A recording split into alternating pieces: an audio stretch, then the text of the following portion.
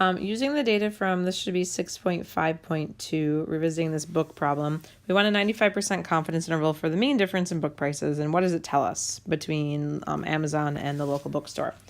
So we already have some info from the earlier example that the sample mean of the difference data was negative 5.5. Standard deviation of the difference data was 4.928 with a sample of 8 books looked at. So the other thing we need is our t-star value. So with 8, our degrees of freedom is 7, and we're doing 95%. So we need to go look for the t cutoff. So t with degrees of freedom of 7. And then confidence intervals, we do two-tail. 95% is already in the middle. So we've got 2.365.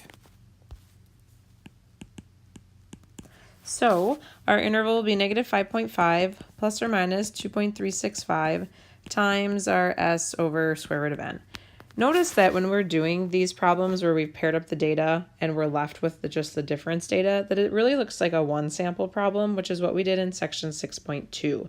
So we have a sample mean out front, t, s over square root of n. That is exactly the form of the confidence interval we looked at back in 6.2.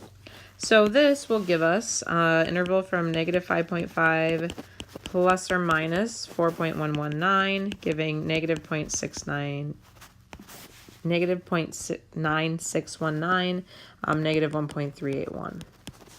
So this is our 95% confidence interval for mu sub d. So if we looked at the entire population of books sold by both Amazon and the bookstore, subtracted them all, and then found the difference, or found the mean of those differences, it should fall somewhere in here.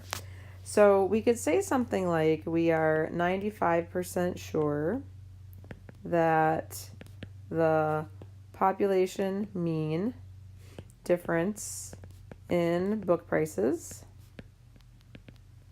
for Amazon versus the bookstore is between, and if we convert these to dollar values, negative $9.62 and negative $1.38. Because we had subtracted this where we did Amazon minus the bookstore and we're getting these negative quantities, what we can see here is that with the difference being always negative, that Amazon sells the books for less on average.